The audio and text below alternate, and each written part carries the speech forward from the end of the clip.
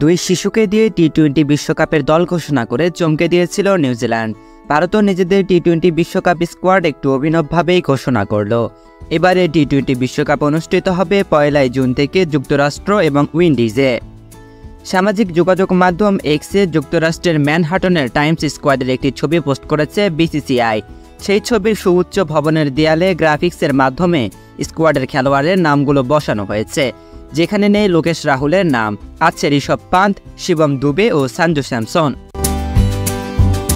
রোহিত শর্মাকে অধিনায়ক ও হার্দিক পান্ডিয়াকে সহ অধিনায়ক বানিয়ে 15 সদস্যের এই স্কোয়াড ঘোষণা করেছে বিসিসিআই।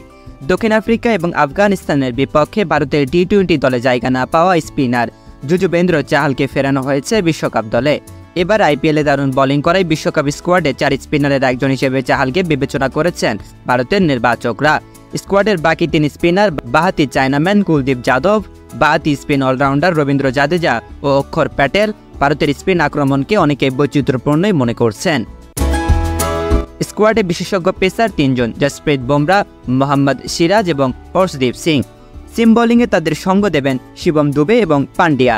ব্যাটিংয়ে শুভমান গিলকে রিজার্ভ দলে রেখে বাঁহাতি জয়সওয়ালকে ওপেনিংয়ে রোহিতের সঙ্গী হিসেবে বিবেচনা করা হয়েছে। গিল এবার আইপিএলে গুজরাট টাইটান্সের হয়ে 10 ম্যাচে 140 স্ট্রাইক রেটে 35.56 করে 320 রান করেছেন। আর জয়সওয়াল এবার রাজস্থানের হয়ে 9 ম্যাচে 249 রান করেছেন 154 স্ট্রাইক রেটে, গড় 31.13, সেঞ্চুরি 1টি।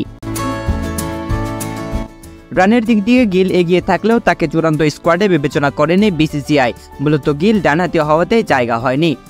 ওপেনিং জুটিতে রোহিতের সঙ্গে ডানহাতি ও বাঁহাতি সমন্বয় করতেই সম্ভবত জয়সওয়ালকে নেওয়া হয়েছে বিশ্বকাপ দলে।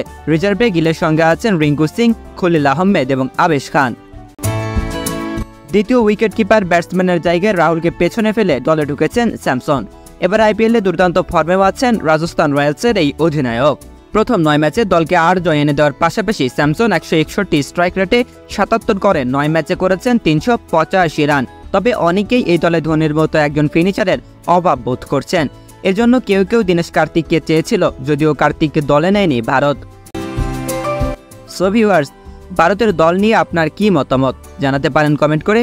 ভিডিও ভালো লাগলে লাইক ও শেয়ার করুন। খেলাধুলার আপডেট নিউজের জন্য পেজটি ফলো করুন এবং চ্যানেলটি সাবস্ক্রাইব করুন।